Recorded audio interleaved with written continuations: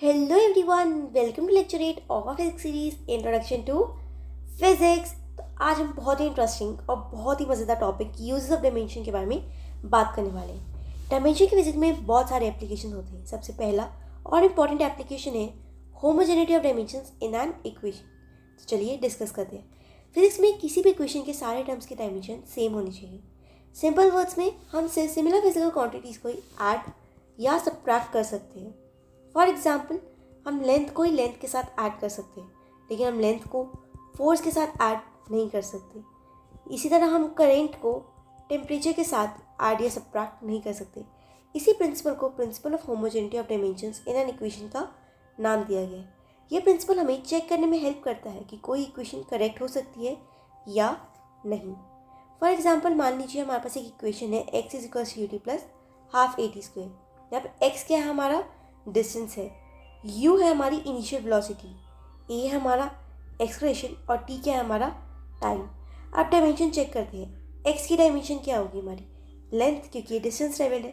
Second हम देखते हैं ut क्या है? हमारा वेलोसिटी इनटू टाइम। वेलोसिटी को हम लेंथ बाय टाइम पे लिख सकते हैं और इसको इनटू टाइम था, ये टाइम से टाइम कैंसिल हो जाएगा, बचेगा क्या? लेंथ। अब बात आती है थर्ड टर्म हाफ at²। अब ये हमने लास्ट लेक्चर में डिस्कस किया था कि हाफ जो क्या है हमारी न्यूमेरिकल वैल्यू, इसको हम निगलेक्ट करते हैं, तो हम at² की देखेंगे, एक्सेलरेशन इनटू टाइम स्क्वायर। अब एक्सेलरेशन हमारी वेलोसिटी बाय टाइम होती है, इनटू में टाइम स्क्वायर। वेलोसिटी को हम लेंथ बाय टाइम भी लिख सकते हैं, इनटू में टाइम ऑलरेडी था और यहाँ पे t² से t² कैंसिल। हमारी डायमेंशन क्या आई? l, यानी इक्वेशन की तीनों टर्म्स की डायमेंशन l है। ये इसीलिए इस इक्वेशन की टर्म्स होमोजीनियस है और डायमेंशन पॉइंट ऑफ व्यू से भी करेक्ट लगती है। अब यहाँ पे इतना ही नहीं है, इसकी एक लिमिटेशन भी है।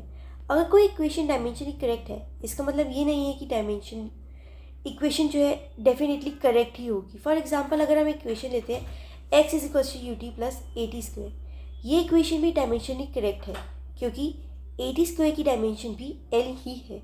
लेकिन एक्चुअल इक्वेशन में फैक्टर 1/2 होना चाहिए। डायमेंशन हमें न्यूमेरिकल कॉन्स्टेंट जैसे 1/2, 2π, √2 के बारे में इंफॉर्मेशन नहीं देता। इसीलिए a dimensionally wrong equation must be wrong, but a dimensionally correct equation में और मे नॉट बी करेक्ट। तो चलिए आज के लेक्चर में बस इतना ही।